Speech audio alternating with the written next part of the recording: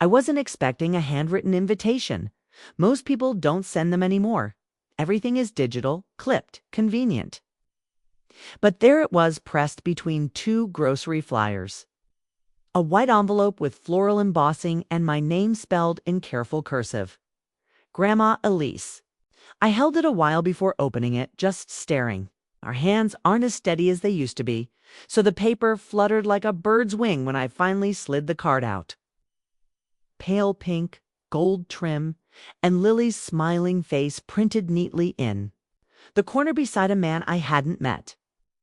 The fiancé read the words twice before they fully registered. A formal tone. Loving, yes but distant.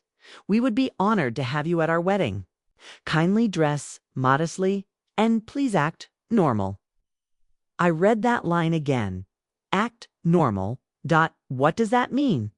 Does it mean don't laugh too loud? Don't dance if a song I like comes on? Don't tell childhood stories that might embarrass her in front of her new in-laws. It wasn't the words themselves. It was the space between them. There was a time Lily clung to my skirts like a barnacle. A curious barefoot child with a habit of climbing into my bed after thunderstorms and asking me to braid her hair like Elsa's. She used to call me her best grown-up. We'd bake banana bread and sing old songs she claimed she hated, but still knew all the words too. But somewhere in the last 3 years, the distance crept in. She went to college, started traveling with friends who wore designer coats and used words like aesthetic and legacy. She got engaged to a man whose family owned 4 businesses and called her a polished jewel. And somewhere between champagne brunches and curated Instagram posts, she forgot where she came from. Or maybe she remembered and wanted to leave it behind. I don't blame her, not exactly. I just wish I knew when I stopped being grandma and started being a footnote. An obligation. That night, I sat at my tiny kitchen table, the invitation still open beside a half-eaten apple. The ticking of the old wall clock was the only sound that had been years since. We'd danced years since I'd seen that wild joy in her face, no makeup, no filters, just Lily in flower-covered overalls. Twirling in the kitchen as I clapped along. Maybe I was a little eccentric. I wore colorful scarves and sometimes spoke my mind too freely. I hummed to myself at the bus stop. I made friends with shopkeepers and cats. I cried during documentaries, but I was also the one who raised her. When her parents, my son, and his wife died in that crash, she came to me broken and quiet. I gave her my bed. I packed her school lunches. I sat front row at every play, every recital. Every career day where she said she wanted to be an astronaut, then a baker, then a fashion designer, and now I was being asked politely, in writing, to act normal. A few days later, I went to the thrift shop to find a dress. Something modest, of course, something normal. I tried on a navy blue one with lace sleeves, a bit worn at the cuffs, but still elegant. The girl at the counter complimented it and asked if it was for a special occasion. I nodded, then changed the subject. The days rolled forward like they always do, slow and quiet in my little corner of town. I watered the plants, I fed the neighbor's cat while she was away. I ironed the dress and hung it on the closet door. On the morning of the wedding, I awoke before the alarm. My knees ached, as they always do, but I stretched and brewed tea. I looked at the mirror and pinned my white hair back in a loose bun. I added a touch of lipstick, the same shade Lily used to smear on her cheeks when she played dress-up. Then, I reached for the old photograph I kept tucked behind the frame on my dresser. Lily, age 5, in rain boots and a tutu, holding my hand in the middle of our garden. We were both laughing. That unfiltered, sunlit laugh that doesn't care who's listening. I slipped it into my purse and whispered, "Let's go see who you've become." Because even if she forgot, I hadn't. I remembered every scraped knee I kissed, every lullaby I sang, every tear I wiped before a spelling test. And if this was the last thing I was invited to, if this was the final performance, I was asked to dim myself, for I would still go quietly, lovingly, Not to cause a scene, but maybe just to. Remember, I arrived early. Not too early to be awkward, but early enough to avoid being the last one trailing in. Uncertain of where to sit or who to greet. The venue was beautiful. I'll give them that. A glass-domed conservatory tucked beside a lake. All white roses and twinkling lights. Everything gleamed like a wedding magazine, perfect and staged. The kind of place where someone like me stands out, even when trying her best not to. I clutched the card from the invitation in my purse, just in case they asked. No one did. They had a list.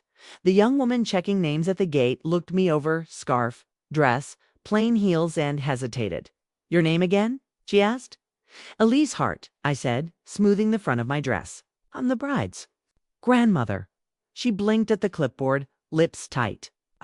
"Okay, yes, right. Please wait here a moment." I did, after a brief whispered conversation with someone else. She returned and gave me a tight smile, the kind that doesn't reach the eyes. "You can head down that path, ma'am. There's seating near the back." The back dot, of course. I thanked her anyway and walked slowly down the stone path. The ceremony space opened up like a fairy tale rows of white chairs. Silk ribbons dancing in the breeze, a floral arch that probably cost more than my monthly rent. I passed guests in tailored suits and glittering gowns, most too busy chatting or posing for pictures to notice me. One woman did glance up-eyed me from head to toe and offered a tight nod before turning back to her phone. I found my seat, third row from the very back, near an old man I didn't know and a woman who smelled faintly of mothballs and cologne. They were kind enough, I suppose. We exchanged polite small talk. But I couldn't help feeling like a misplaced puzzle piece present, but not quite belonging anywhere. A server passed with a tray of champagne flutes. Everyone reached for one.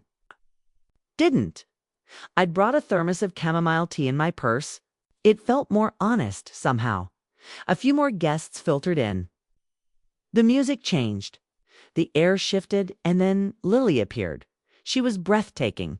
There's no denying that. A vision in ivory lace, hair pinned with tiny pearls, eyes shining with some mix of joy and nerves. Her arm rested on another man's, her groom's father, I assumed. She leaned in and said something to him, laughing. The photographer snapped a dozen pictures. Then her gaze flicked toward the back. Toward me, just for a second. And in that second, something passed over her face. Recognition, surprise, guilt, I couldn't tell. Faced with a tight smile, the same kind you give a stranger. Waved too enthusiastically. She nodded briefly, then turned away. I sat still. No one asked me to come take a photo with the family. No one gestured for me to move up, to join the front row reserved for important guests.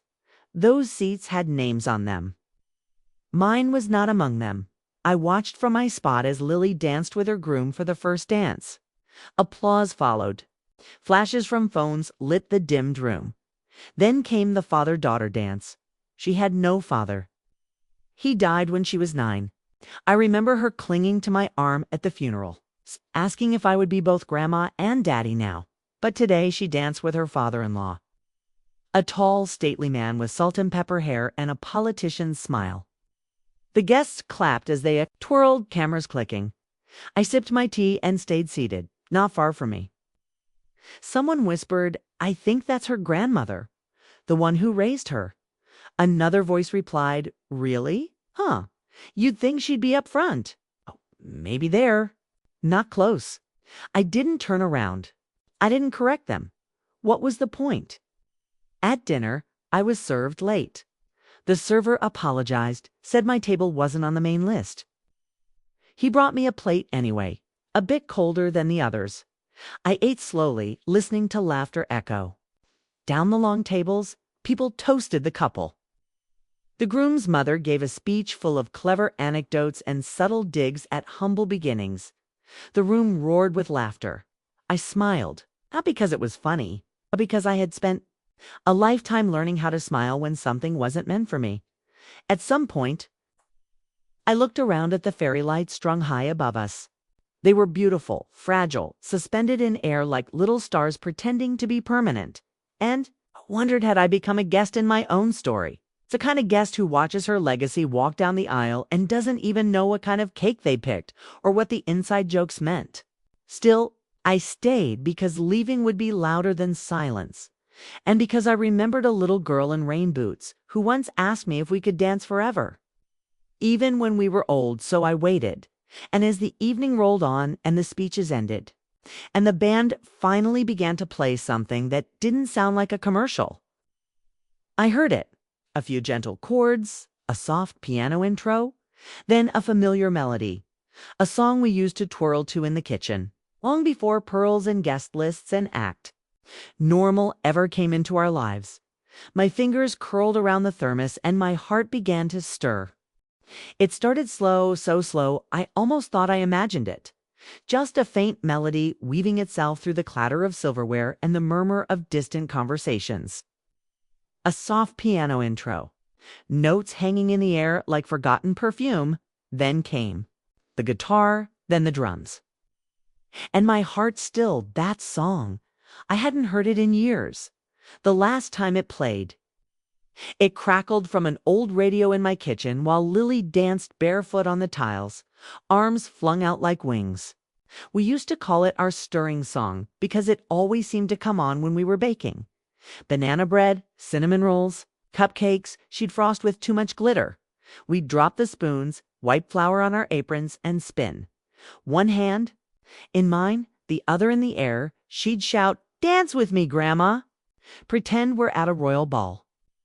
And I would. Even with tired knees and a full sink, I would. Now, all around me, guests chatted, oblivious to the song's meaning. To them, it was just another vintage tune from a curated playlist. But for me, it cracked open a chest of memories I thought I'd sealed shut for good. I looked toward the dance floor. Empty, everyone was finishing dinner, refilling glasses, taking photos. The perfect moment for nothing and anything. My hand trembled slightly as I set the thermos down. Then I stood slowly, one hand on the table to steady myself. My knees objected, creaking their complaints, but I ignored them.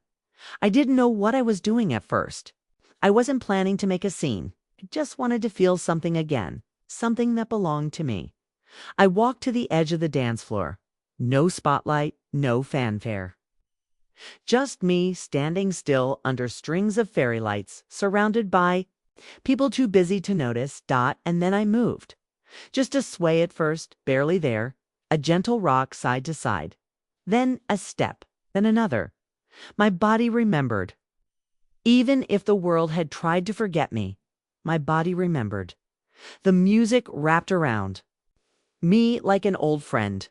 I closed my eyes and let it carry me back to warm kitchens, to Lily's giggles, to birthday mornings with paper crowns and flour-covered socks. I spun, slowly. My scarf fluttered. My arms moved without thought. I didn't dance like the young, do not sharp or perfect or rehearsed. I danced like the old do-dot with everything. And then I felt eyes. The room didn't go silent all at once. It happened in ripples. One guest nudged another. A phone lowered. A glass paused mid-sip. The music kept playing, but the noise around it began to hush. I opened my eyes and saw them watching. Some were amused. A few looked confused. But many just watched with that soft, uncertain awe people get when something is too real to interrupt. And then I saw her, Lily. She was standing near the head table, one hand over her mouth, the other gripping the back of her chair. Her eyes locked on mine. Wide, wet, unblinking. She didn't look. Embarrassed, she looked 5 years old again. I turned away gently, giving her space. This wasn't a performance. This was a memory breathing itself back into life. But then something tugged at my dress. I looked down. A little girl, maybe 4 or 5, stood there in a poofy pink tutu and shiny shoes, staring up at me like I was made of magic. "Can I dance with you?" she asked, voice small but clear. I smiled and offered my hand. "Of course, sweetheart." We twirled together, me, slow and steady, her full of chaos and bounce. She squealed when I spun her under my arm. People clapped, phones lifted. I wasn't dancing for them. I was dancing for the little girl who used to believe a kitchen floor could be a ballroom. I was dancing for the woman who had been asked to act normal and instead chose to remember what joy felt like. I was dancing. For me, this song neared its end. The little girl curtsied and skipped away, breathless. I stood still in the middle of the floor, heart pounding, cheeks flushed. The applause was polite at first, then it grew. A wave of claps, some whistles. A voice shouted that was beautiful. Someone else said graceful as ever. But I didn't need the noise, because when I turned, Lily was standing there in front of me. She stepped forward slowly, eyes shining, lip trembling. Her veil had been tucked back behind her shoulders. Her hands reached out, but not to stop me, to hold mine. "May I?" she whispered, like we were the only two people in the world. I nodded, and together we swayed. No cameras this time, no choreography. Just her cheek against mine and her whispered breath. "I'm sorry." Closed my eyes, not to cry but to make the moment stay a little longer. Her hands were smaller than I remembered. Or maybe mine had just grown bonier over the years. But when Lily took them in hers, something old and aching in me cracked, not from pain, from release. The music was fading into a slower song now. One. I didn't know, but that didn't matter. We weren't dancing to the tune anymore. We were dancing to something deeper. Something we used to speak without words. Her arms came around me gently, hesitantly, like she wasn't sure she was allowed to hold me that close anymore. But I stepped in, rested my chin on her shoulder, and squeezed Dot. She was shaking. "I didn't think you'd come," she whispered into my ear. "I didn't deserve for you too." I didn't answer right away. We kept swaying. Her wedding dress rustled softly with every step, and my scarf brushed against the beads on her back. For a moment the world faded to white and piano notes. "I almost didn't," I murmured finally. But I remembered the little girl who once said she'd dance with me forever. She pulled back just enough to look into my eyes. Her mascara had started to smudge. Her lip quivered. "I was so stupid," she said, voice cracking. "I thought fitting in meant leaving everything behind, including you. You never had to choose." "Lily," I said, brushing her cheek, "you just forgot how big your heart really is." A ripple of murmurs passed through the room. Guests were still watching. The DJ had stopped playing music altogether now, but no one moved. No one spoke. And then, like a shift in the wind, someone began to clap. Not loud, not forced, just one person, then another. The applause swelled gently around us, not like a performance ovation, but something more intimate. Like the room understood what had just happened. "I felt her tremble again, Grandma," she whispered. "You were always the only place I ever felt safe." And there it was, the line I had been waiting years to hear, though I didn't know it until it came. A salve for all the quiet hurts, all the birthdays missed. The thank yous never said. The calls that never came. "I'm so proud of you," I told her, meaning it with everything in me. "But I hope one day you'll be proud of yourself too." We stood there like that, in the middle of the room, in a bubble no one dared break. Finally, she pulled me toward the head table. "Please sit with me," she said, her voice stronger now. "You don't belong in the back."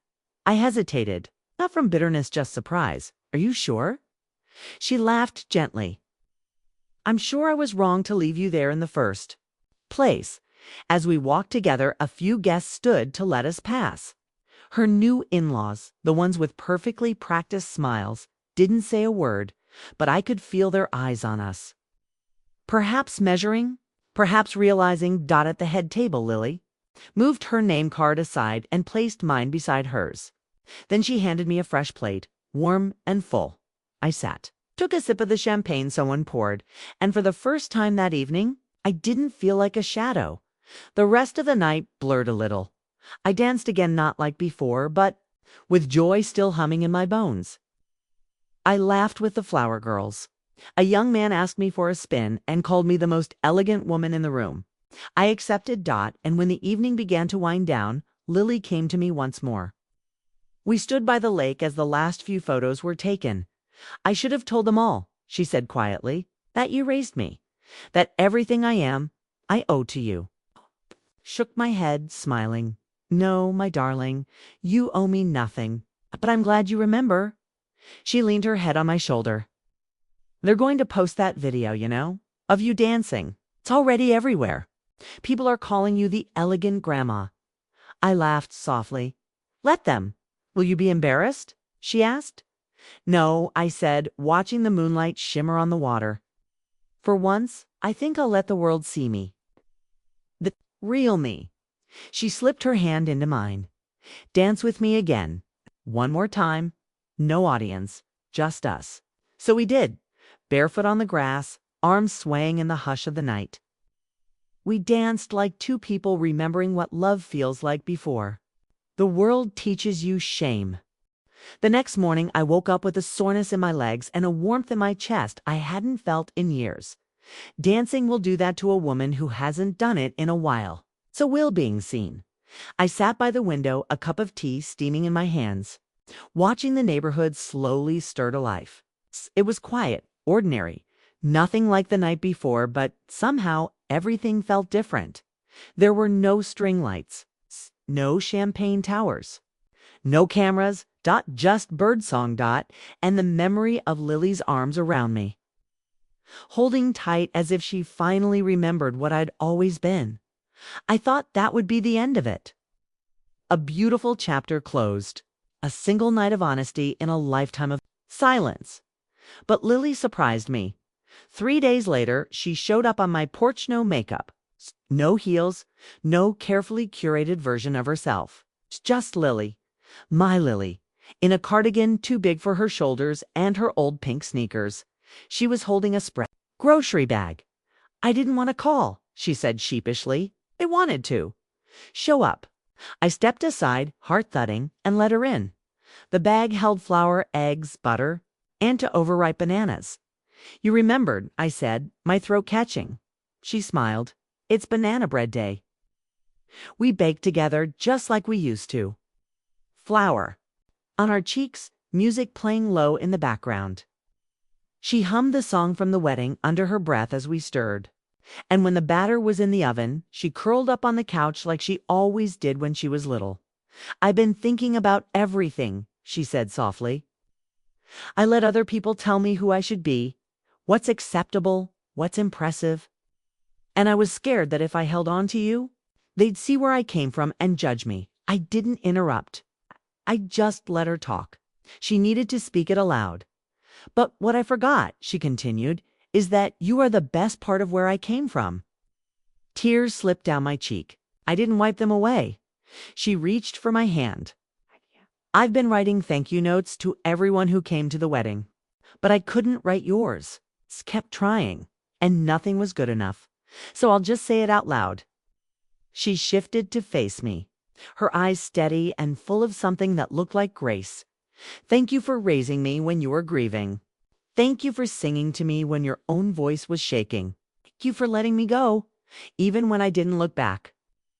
My lip trembled. And thank you, she added, voice cracking, for dancing. Even after I tried to make you small. We sat there in silence for a long time, banana bread baking, the smell filling the small house like memory itself. Later, she wandered into the bedroom and came out holding an old photo album. The cover was frayed, the pages yellowing. She opened it, gently tracing the pictures of herself in overalls, covered in frosting, face pressed against mine. I'm going to name my daughter Elise, she said. Someday. My breath caught. That's a big name for such a small baby. Grow into it, Lily whispered, like I had to grow into being yours again. That night, we danced once more, no music, no occasion, just to people who'd finally found their way back to each other. A week later, the wedding video went viral. Not the vows, not the venue, not the designer dress, but the part where I danced, lone at first, then with the child, then with Lily. The comments surprised me. She reminded me of my Nana. This made me cry at my desk. I haven't called my grandma in years. I think I will today. People weren't reacting to perfection. They were reacting to truth. To an old woman who had been told to act normal and instead chose to be authentically joyful. To someone who remembered who she was long before the world asked her to shrink. Lily and I started a small ritual. After that, every Sunday she'd come over with groceries and we'd cook something from the past. Sometimes she'd bring her husband, who was warm and humble and offered to fix my leaky faucet without being asked. They didn't take pictures for social media. They just came. One Sunday, as we danced around a boiling pot of stew, Lily asked, "Do you ever think about that line in the invitation? The one that hurt?" I nodded. "I do." "Do you hate me for it?" she asked, her voice trembling. I wrapped my arms around her and held her for a long, quiet moment. "No," I said, "because if you hadn't written those words, I might never have danced like that. And you might never have remembered how much we both needed to." She cried in my arms, not from guilt, but from the kind of healing that only comes when you finally feel safe to be small in someone else's arms again. They asked me to act normal, but joy isn't normal, it's brave. And when the music played, I chose to be brave. I danced like it was my last day. And that's how they finally remembered who I've always been. Call your grandma today before someone else reminds you what she meant to your story. If this story touched your heart, don't forget to like, share, and subscribe for more real emotional tales that stay with you long after the last line.